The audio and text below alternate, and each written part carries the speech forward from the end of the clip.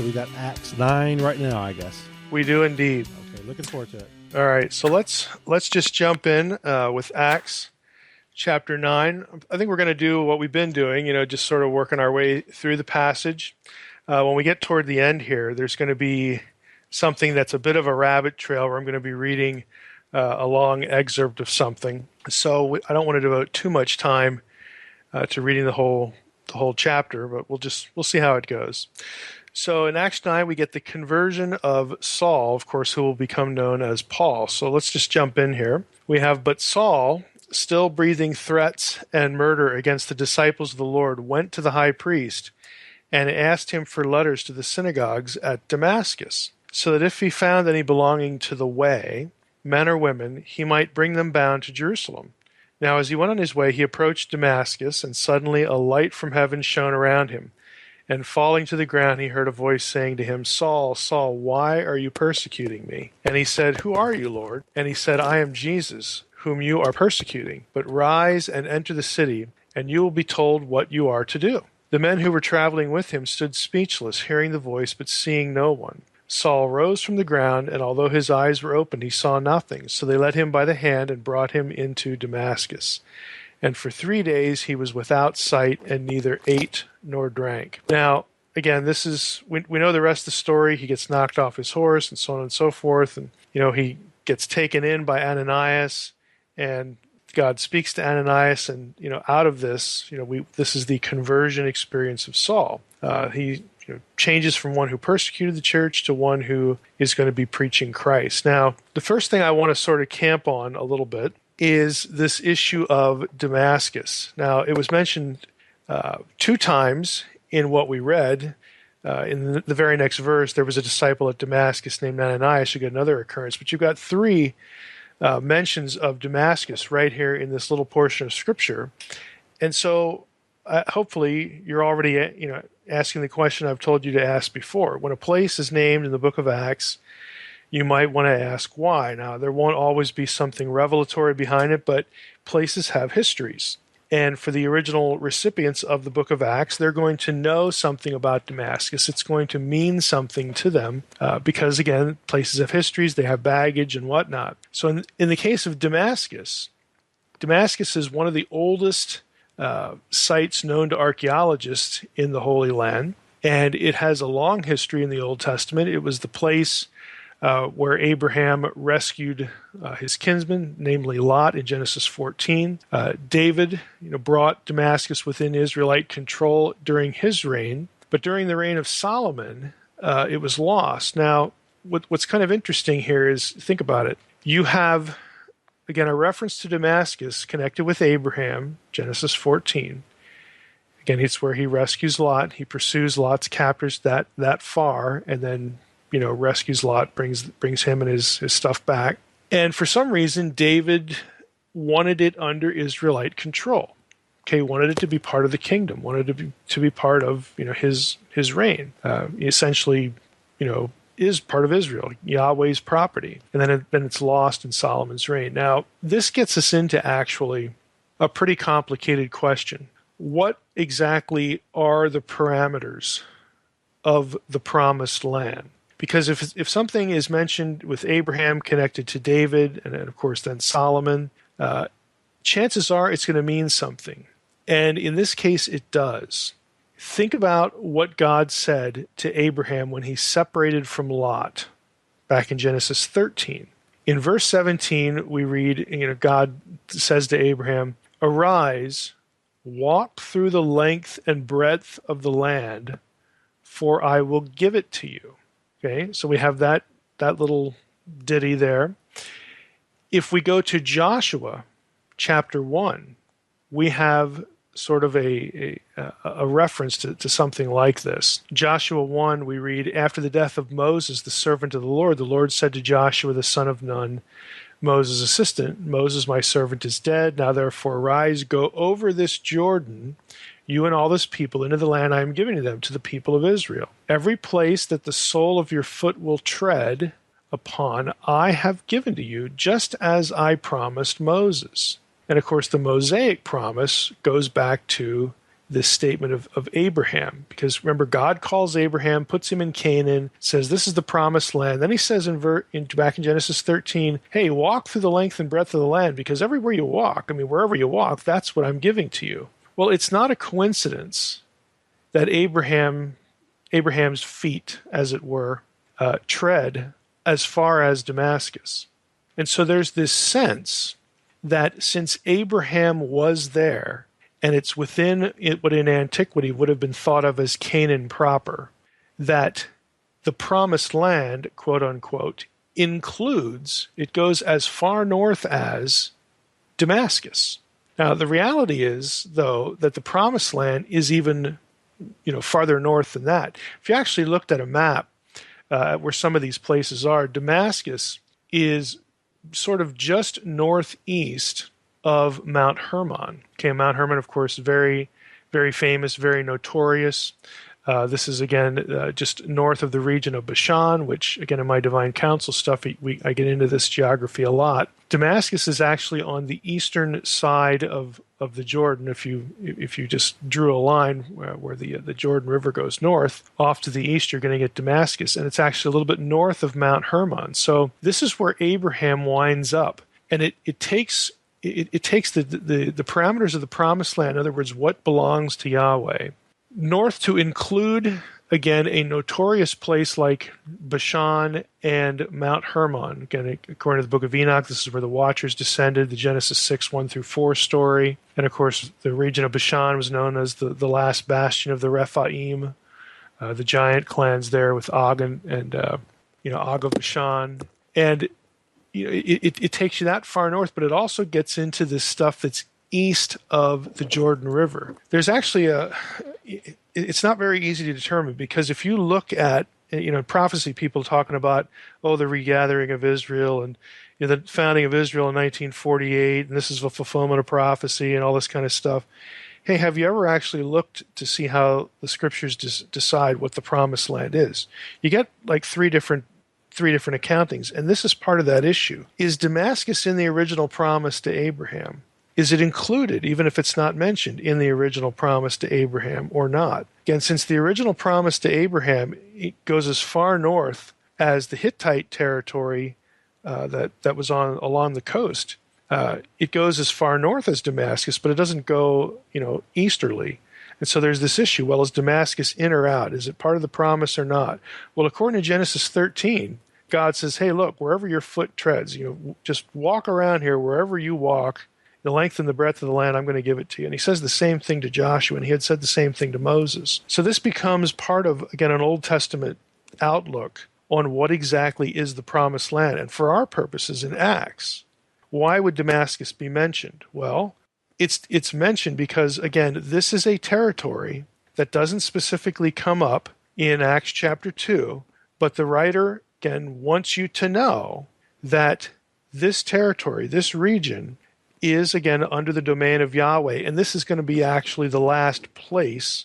In this chapter, we're going to get a couple places. There's something that happens toward a little further on that's really, really complicated, really convoluted, and also, again, involves Nephilim territory. But Acts 9 is picking off the last parts of the land that are sort of outliers, that were not specifically included in the narratives and from Acts 2 on the way up to this point, that have some history of occupation where it rightfully should be included in the land of the promise, but was under occupation by either suspect or hostile forces. And so before we get into the actual ministry of Paul, this is when Saul gets converted to be Paul. Before we actually transition out of this, take the gospel to the Jew first and then also to the Gentile, before we make that full transition, we're still picking up pieces of the land that the writer wants you to know were not overlooked.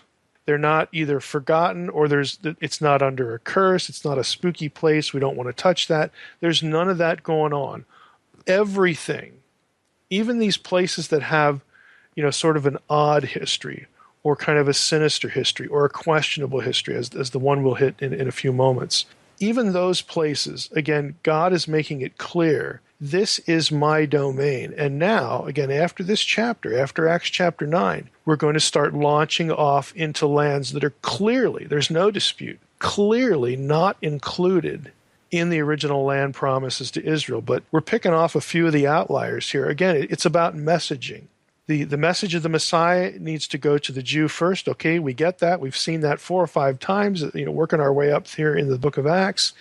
It also includes, as we saw last time, proselytes to Judaism, weren't naturally born, but they converted. And here we're going to get a couple places that there's a question mark. Again, is this something we should view within the promise or not? Well, again, the answer becomes yes if we allow Acts chapter 9 to sort of be a commentary on some of the Old Testament controversial places where there's ambiguity, or there's not absolute clarity on is it in the promise or not. Again, if you're looking at Acts 9 as sort of a commentary or a filter looking back into the Old Testament, the answer would be clear here, because we have to sort of absorb these places. We have to answer this question, because the gospel needs to be taken to the Jew first, their territory, their people, even people who converted to Judaism that weren't ethnically Jewish. We've got to cover all those bases, and then in Acts chapter 10 we can jump off into territory that is clearly Gentile material. So I wanted to say, again, make another comment about that, because you have,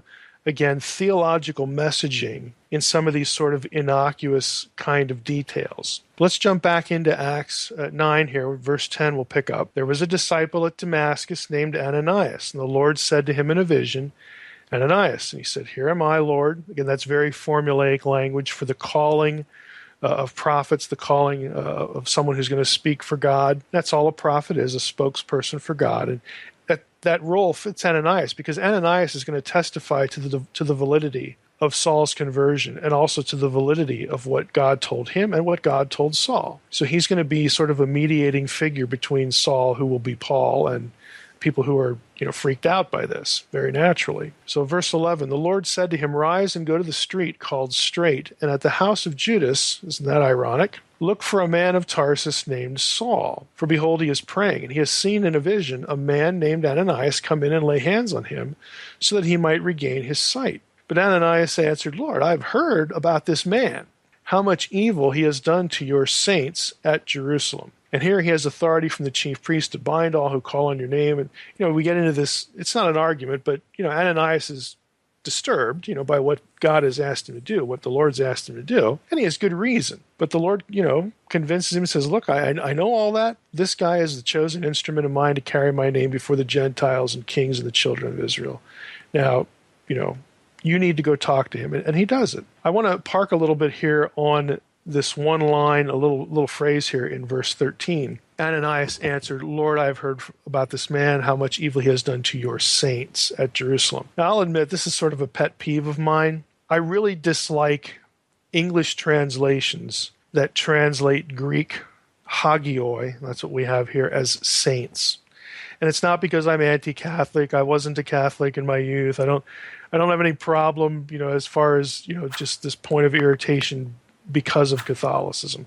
My point of irritation here is that a translation like saints mars important biblical, theological imagery and analogy to the Old Testament. What hagioi literally means is holy ones, okay? And if you look back into the Old Testament, you say, well, why would Christians be called holy ones? All right, try to throw saints out of your head.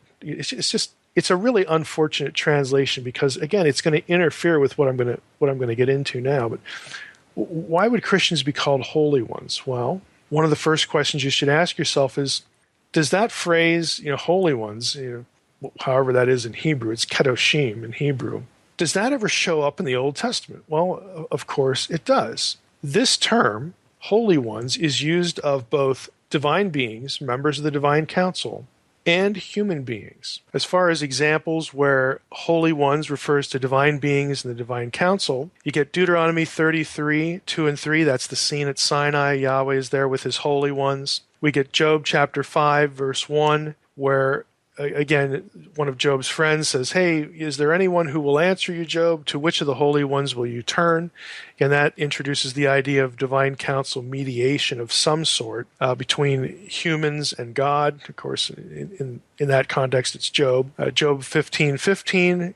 God puts no trust in his holy ones. Again, he knows they have free will. He knows they can choose to do wrong. Again, there's a whole track record of that in the Old Testament. Psalm 89, verses 5 and 7. Again, let the heavens praise your wonders, O Lord, your faithfulness in the assembly of the holy ones. In Daniel chapter 4:17, we get two terms, that are going to be familiar to this audience. The divine being speaking to Daniel, in this vision, says the sentence, again, that's been described in Daniel chapter 4, which concerns Nebuchadnezzar's madness. The sentence is by decree of the watchers, the decision by the word of the holy ones. Now, that's actually an important reference, because if you look at Daniel 4, think about what it's saying. The sentence is by the decree of the watchers, the decision by the word of the holy ones, plural. And then the rest of the verse says, to the end that the living may know that the Most High, that's singular, there's only one of those, that the Most High rules the kingdom of men and gives it to whom he will and sets over it the lowliest of men.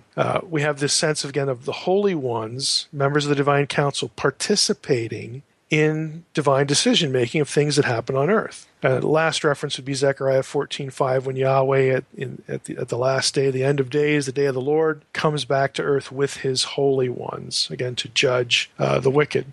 So there's some very clear examples where holy ones refers to members of the divine council. That's the whole point. There are also instances, and these are a little more obscure, where holy ones, plural, refers to people, human beings. Leviticus 11:44 through 45. Now, this one would not sort of jump out at you, and it's going to sound familiar, but just bear with me here. Leviticus 11:44 says, for I am the Lord your God. Consecrate yourselves, therefore, and be holy, for I am holy. Now, the tricky part about this is the be holy. Again, I'm reading the ESV. In the ESV translation, the word holy is actually plural. It's kedoshim, just like these other references. So the more accurate translation, and the verb form is also plural, the more accurate translation would be holy ones, for I am holy. Again, he's speaking to the believing community of God, or at least the elect community, the Israelites. And again, if you followed any of my research in the divine council, the whole point with the restoration of the kingdom, Israel, the people of God on earth post-Eden, is to revive or kickstart, again, the Edenic idea where God rules among people on earth, right there with them. And then we have to sort of, turn our little spot on earth that is where the divine presence dwells. We have to expand that through the whole earth. That's the original Edenic commission, to be fruitful and multiply, and then, overspread the earth and subdue it, have dominion over it. Again, turn the earth into Eden was the original command. Well, when we kickstart the kingdom again through bringing the people out of Egypt, the Exodus, and here we are at Sinai, and then God turns around and said, hey, be holy ones, for I am holy. There's a little bit of flavoring that goes on in that, because the ultimate plan is to have, God wants a family of human beings with him. This is why the plurals in Genesis 1. Again, I can't repeat the videos that I've done on the whole divine council worldview, but the Edenic plan was that God would have a human family along with his unseen divine family, living together, ruling together on his behalf, one big, unified family, with the goal that humanity would at some point be glorified. Again, if they hadn't fallen, since we did fall, we look forward to that, to being redeemed finally, the consummation of the whole plan of salvation as being glorified and made like him. Like 1 John 3 says, we will be like him. We'll be more than human, that sort of thing. Well, that kind of imagery, that kind of thinking, the restoration of the divine presence on earth with the kingdom, with a people, is designed specifically to go back to Eden, kickstart Eden, and have it work this time. Because God has forgiven humanity, he's provided a means of salvation. He didn't destroy them like the Nakash, the serpent, had assumed he would. That doesn't happen. We have the reinstitution of God's family, and his family means also his counsel on earth through human beings. So if we were translating these terms holy ones, you'd sort of pick up on that idea because of the way holy ones is used of divine beings. Here's another example, Daniel 8:24. We have a reference here, or again, a use of the plural here. His power shall be great, but not by his own power. He shall cause fearful destruction and shall succeed in what he does and destroy mighty men and the people who are the holy ones. Again, this is a reference to, a great earthly enemy of God, sort of an antichrist figure. But the object of what is happening there are the holy ones. Again, ESV translates it saints. Again, this is just my hobby horse. It just ruins the imagery. Psalm 34:9, "Oh, fear the Lord, you his holy ones."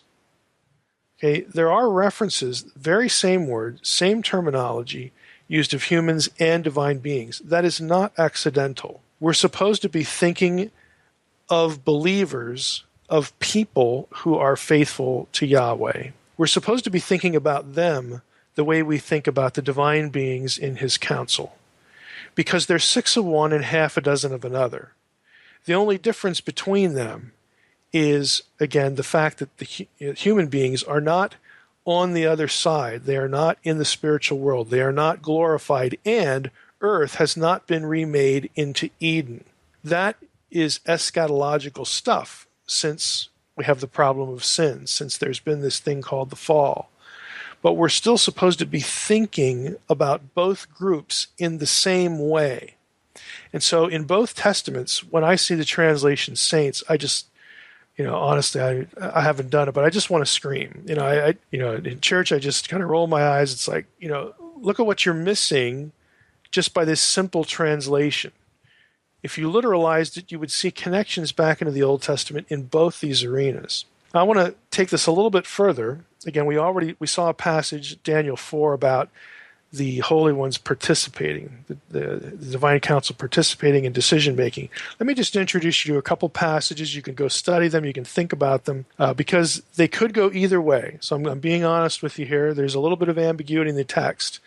But there are a couple disputed passages whether kedoshim, a plural of the word kadosh, whether it should be translated and understood as plural or as singular. And you say, well, that's kind of an odd question to even raise. Well, think of it like Elohim. Elohim is morphologically plural, but in many contexts, it means a singular entity, the God of Israel. Sometimes this happens with kedoshim as well. You don't know whether it's talking about the Holy One, God, or Holy Ones, plural. Okay, here's a couple verses. Proverbs 9:10 says, again in the ESV, "The fear of the Lord is the beginning of wisdom, and the knowledge of the Holy One is insight." Believe it or not, Holy One there is plural. You could translate it, "The fear of the Lord is the beginning of wisdom, and the knowledge of the Holy Ones is insight." Again, it sort of gives a little street cred, a little, I guess, heavenly cred to the divine counsel there, if it indeed is meant to be understood as a plural. Proverbs 30, verse 3, same thing, says, "I have not learned wisdom, nor have I knowledge of the Holy One." It's plural. You could translate it, "I have not learned wisdom, nor have I knowledge of the Holy Ones." Now, the reason why these two plural references could be singular, and that's the way the ESV has both of them, if you notice the translation, is this next verse, Hosea 11:12, which in the Hebrew text, if you're looking at this in Hebrew, if any of you know Hebrew, it's going to be actually a different verse reference. It's chapter 12, verse 1. But in English Bibles, it's Hosea 11:12, says this, "Ephraim has surrounded me with lies, and the house of Israel with deceit, but Judah still walks with God and is faithful to the Holy One." Or is it Holy Ones? Well, because of the parallelism there, walks with God, faithful to the Holy Ones, it's probably better to see that as singular, walks with God, faithful to the Holy One. It just makes sense. But the fact is, in those other two verses, it sort of could go either way, but you can make an argument based on Hosea 11:12 that those two other verses should be singular as well. So you can chew over that, think about that, do with it what you want. And we're going to go back to Acts chapter 9. I want to skip down to about verse 20 when we get here in Acts chapter 9. I need to flip back there in my Bible in a second. There we are. So Ananias, again, takes care of Paul, or Saul, and we read in verse 20, or at the end of verse 19, for some days he, that is Saul, was with the disciples at Damascus. And immediately he proclaimed Jesus in the synagogues, saying, he is the Son of God. And all who heard him were amazed and said, isn't this the man who made havoc in Jerusalem of those who called upon this name? And has he not come here for this purpose, to bring them bound before the chief priests? Well, the answer to all that is, yeah, that's the same guy. But Saul, verse 22, increased all the more in strength and confounded the Jews who lived in Damascus by proving that Jesus was the Christ. Now, I want to take two phrases here. Son of God, he is the Son of God. And then this notion of proving that Jesus was the Christ. Now, I'm just going to make a comment because you can go back and listen to previous episodes. Remember when we talked about the word Mashiach, the word Messiah, and the word Christos. Okay, these are titles. And with the overwhelming New Testament use of the title Christos, okay, which is just the Greek form of Messiah, all right, Mashiach, it was always associated with one or two things, a handful of key ideas, and one of which was, again, the death, burial, and especially the resurrection, okay, of Jesus. So when New Testament writers are talking about the Christ, they're talking about the full orb gospel. You say, well, why are you bringing it up? Well, if we can see in verse 22, proving that Jesus was the Christ, again, obviously used as a title there, he is the Messiah, I mean, the eschatological Messiah, the ultimate Messiah, the capital M Messiah. This guy was the capital M Messiah. Then in verse 20, when it says that Paul was persuading them that Jesus was the Son of God, the phrase Son of God there, therefore, because of Jesus was the Christ 2 verses later, the phrase Son of God in verse 20 has to mean more than just the royal king figure from the line of David. Now, what I mean here is that if you look in the Old Testament, the phrase Son of God referred to, it's used of Israel as a nation. That's Exodus 4:22. And it's also used of the king of Israel. 2 Samuel 7, verse 14, Psalm 89, verses 26 and 27. God refers to the king as my son. So there would be those interpreters that say, look, this is all that Paul's talking about. Paul believes that Jesus was of the line of David. He's descended from David. Paul isn't loading any of this theological stuff on the title Son of God. He's not talking about like the capital M Messiah here. Jesus is just a descendant of David, and that's where we draw the line. That's all Paul's talking about. All this resurrection stuff, comes later, and the Christians invented that later, and it got imported by scribes back into the New Testament. This is the Bart Ehrman kind of thinking. Okay, that is just bunk. Okay, because of the way Christos, again, 2 verses later, has been, front-loaded with all of these references, as we saw earlier in our study of Acts, all of the baggage that associates that title with a divine being, a resurrected being, a glorified being who now sits at the right hand of God and fulfills this great eschatological role in conjunction with the coming of the Spirit, these promises that were given in the Old Testament about, again, the Spirit of God coming, forgiveness, that whole thing, reclaiming the nations, which is a heavy, eschatological, messianic theme. Again, recovering, bringing the nations back into the fold, that sort of thing. That was not just in the days of the Israelite kings, prior to the exile.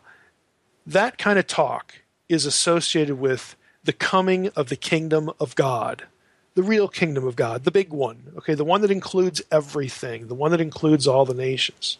So because, again, of this backdrop of the way Christos was thought of and the way it's used by New Testament writers, we need to look at Son of God in its fullness and not just restrict it to, he came from the David's line, that's it. Again, that just doesn't work here. So I wanted to make that comment as well. And lastly, again, in this chapter, something to notice here. If we go down, I go down a little ways in verse 23. When many days had passed, the Jews plotted to kill Saul. But their plot became known to Saul. They were watching the gates day and night in order to kill him, but his disciples took him by night and let him down through an opening in the wall, lowering in a basket. So Saul gets away. He goes to Jerusalem, verse 26. When he had come to Jerusalem, he attempted to join the disciples. My paraphrase, they were all freaked out by that. They didn't believe he was really a disciple. But Barnabas, another character, who we've seen earlier, again, from Cyprus, again, one of these places that isn't mentioned in Acts 2. Again, the writer's creating a web. All these things are related. Okay, everybody's on the same team kind of thing. It all goes back to Acts 2. It all goes back to the coming of the Spirit. It's all the fulfillment of the Old Testament. Okay, so Barnabas shows up again in the narrative, took him, brought him to the apostles, and declared to them, chill out. He says, look, this is what happened to him. He was on the road. He saw the Lord. He spoke to him. At Damascus, he preached boldly in the name of Jesus. You need to embrace him and accept him. And they do. They do. So when we get down now to verse 32, we transition to Peter. Okay? Peter's soon going to be out of the picture in the book of Acts. It's going to be sort of Paul on stage for most of the rest of the book once you get out of chapter 10 and 11 and whatnot. But now we hit Peter in verse 32, and it says, now as Peter went here, the earlier verse talked about Judea and Galilee and Samaria and all that stuff. So as Peter went here and there among them all, he's visiting, people who've come to the Lord. He came down also to the saints. There it is again. Arg. He came down also to the holy ones who lived at Lydda. And there he found a man named Ananias, bedridden for 8 years, who was paralyzed. Peter said to him, Ananias, Jesus Christ heals you. Rise and make your bed. And immediately he rose, and all the residents of Lydda and Sharon saw him, and they turned to the Lord. Again, you already know what question I'm going to ask. Why Lydda? What's the big deal? What's up with that place? Again, Lydda is just northeast of a town that we've seen already called Azotus. Again, which had that was the Hellenistic name again for one of the Philistine cities. And so we talked about how here's another part of the land, another little strip of land that was under Philistine control. And again, the narrator brings it in here to make us realize that, okay, even though this was a place that has baggage, it was associated with the Rephaim, who were the Nephilim descendants and all this stuff. These people too, that the gospel's going here and it's working. Okay, Jesus has power over this place. They are being brought into the kingdom of God. So Lydda, or Lod, as it's called in the Old Testament, is near this place. It's not the same place. It's just adjacent. Now, again, to try to summarize, some of this in kind of quick fashion here, what you have going on here, if you look up the 4 occurrences of the word Lod in the Hebrew Bible, Lod, you're going to find that it's a bit of an unusual history. You're going to find it in 1 Chronicles chapter 8, verse 12. That's probably the most important reference. And so I'm just going to go there quickly and I'll read it to you. It's not going to sound like anything important, but it is in the genealogy of the Benjamites, okay, King Saul. This was his tribe back in the Old Testament. And that's 1 Chronicles 8. The first 9 chapters of 1 Chronicles is nothing but genealogy, all right? So we're right in the middle of that, or right toward the end of it anyway, and we get to verse 12, and it says, it's just listing, the sons of El-Paal, Eber, Misham, and Shemed, who built Ono and Lod with its towns. You say, who gives a rip? Who cares? Big deal. This is a genealogy of Benjamin. The city of Lod does not fall within Benjamite territory in the Old Testament. It, therefore, again, there's a question of, well, what is this place? I mean, whose territory really is it? And why are Benjamites living in it after the exile, which is when you get First Chronicles? Why did they go back there? Why did they live in it? And if it's not really in their territory, well, whose territory is it in? Okay, you'll find from references in Joshua when the allotments are given. Again, I'm summarizing a lot of pretty convoluted, complex stuff. You'll find that Lod was either, again, you can't be completely certain because of where the tribes overlap, the tribal boundaries overlap, and Lod is or isn't mentioned, but it's assumed again. You'll find that it's either in the tribal allotment to what would have been Samaria, okay, Shimon, that area up there. And we've already talked about Samaria before, how that was the northern kingdom that apostatized and whatnot. Or, and here's where I lean, or it's in the territory that winds up being in the place where the people from the tribe of Dan lived. Now, Dan, for those of you who don't know, is one of these Old Testament mysteries. And it's because of numerous conflicting things said about Dan in the Old Testament. Usually, I'll just give you a few instances. Usually, when you get a place or a person, in this case Dan, a tribal name in a genealogy, they tend to be listed in the same numerical order or the same place. There's a little bit of variation, but it's usually pretty consistent. Dan is never consistent. It can be second, it can be fourth, it can be sixth, it can be 10th, it can be 12th.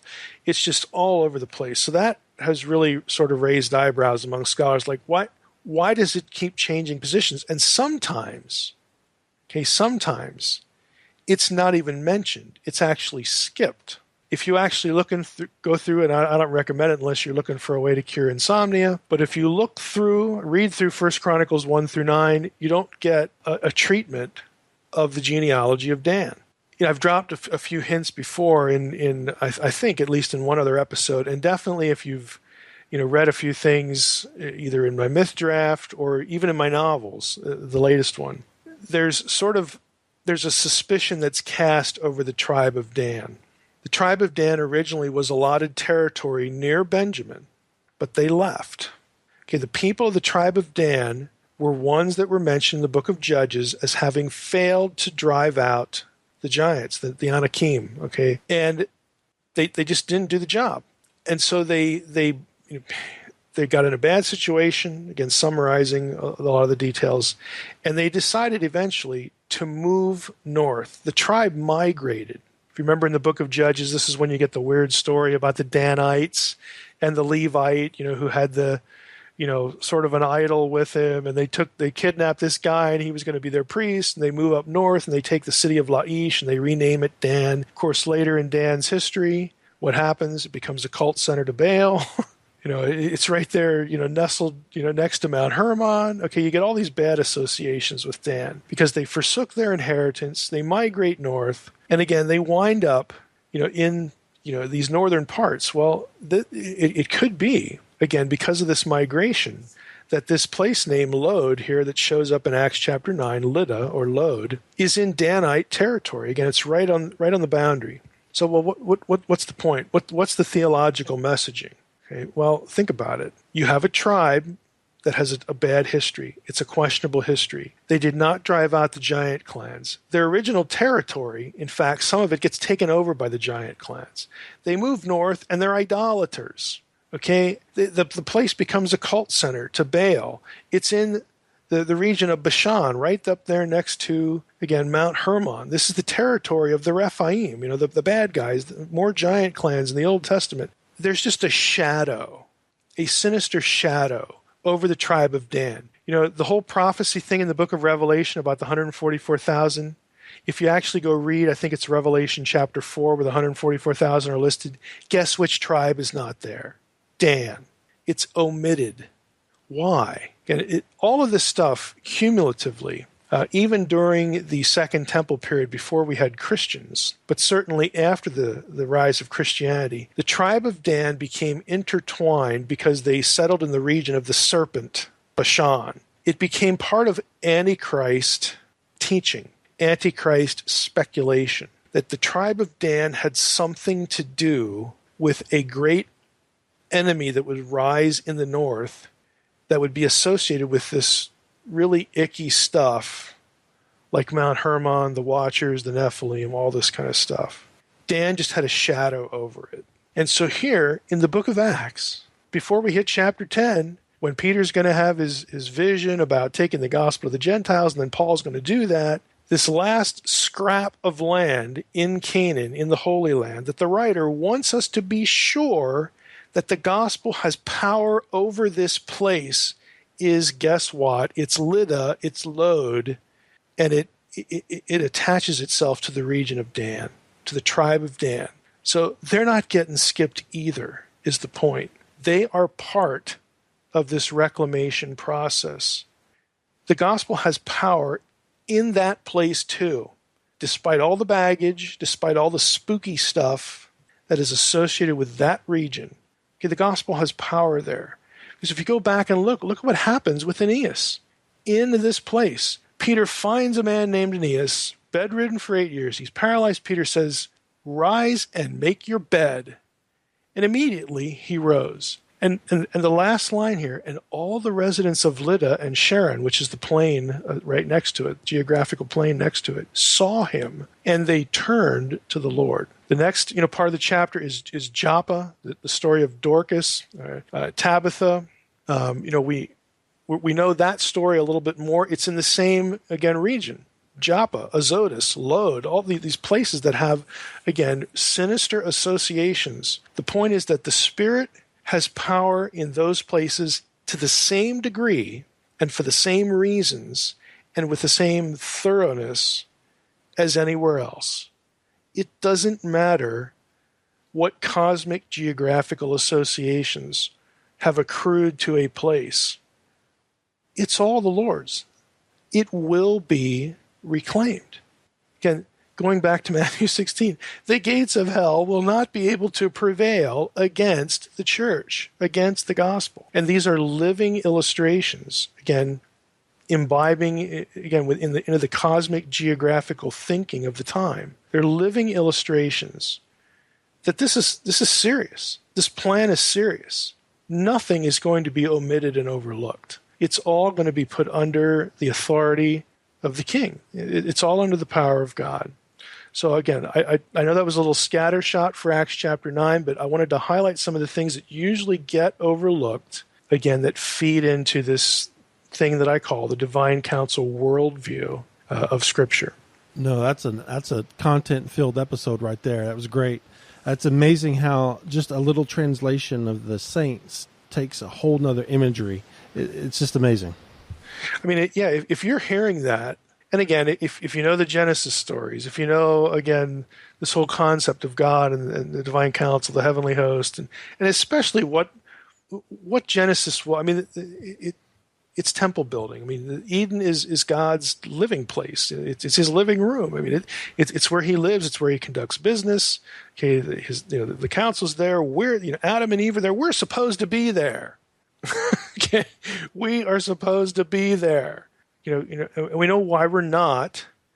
And again, just that much of an observation raises the question: well, how do we fix that problem? And again, that's the book of Acts. So we'll tell you how you fix that problem. It's this man Jesus, who, by the way, you guys put to death, but it's okay. He rose again. He's offering forgiveness. The whole plan of salvation is right there. That's another reason why we need a Heiser translated Bible. We'll be waiting for that to come out. You'll be waiting a long time for that to come out. And even that, the whole tribe of Dan, that sure would make a great story in a novel. Yeah, it would. Right. We'll see what we can do with that. That one will happen before that'll happen before the translation. Let me tell you.